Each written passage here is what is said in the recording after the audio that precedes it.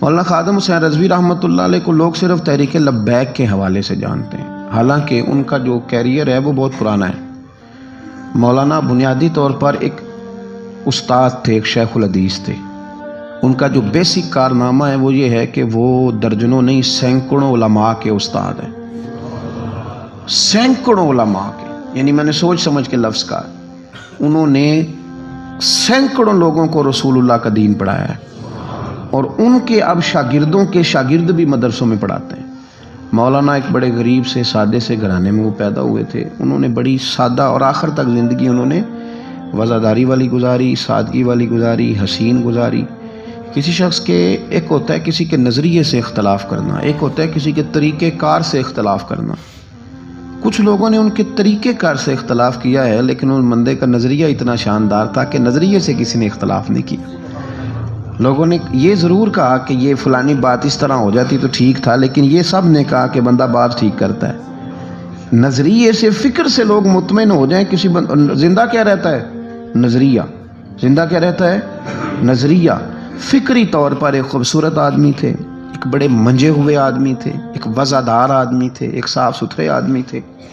میری ان سے ملاقات اس وقت ہوئی تھی پہلی دفعہ جب وہ بالکل ٹھیک تھے، ٹانگوں پہ چلتے تھے۔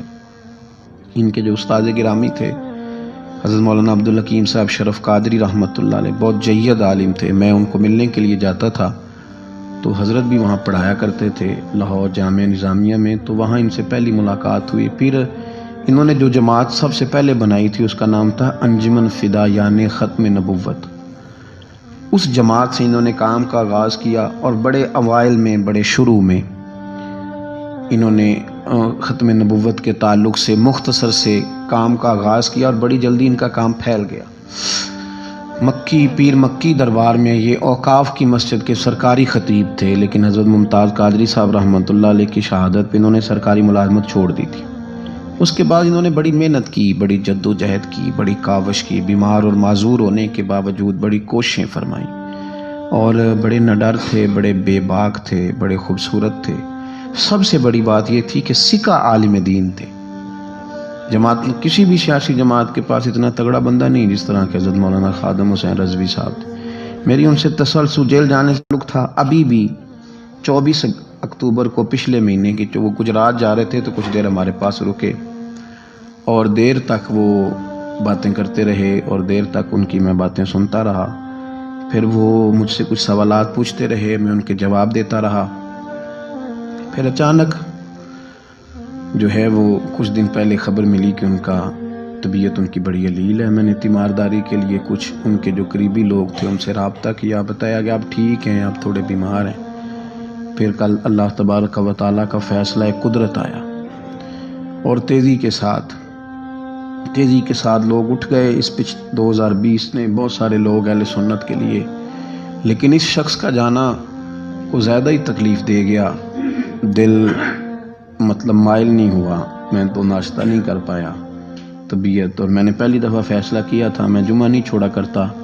سوچا تھا کہ اگر جمعے کے بعد جنازہ ہوا تو جمعہ لاہور جا کے پڑھوں گا، لیکن ان کی نماز جنازہ کل 10 بجے ہے۔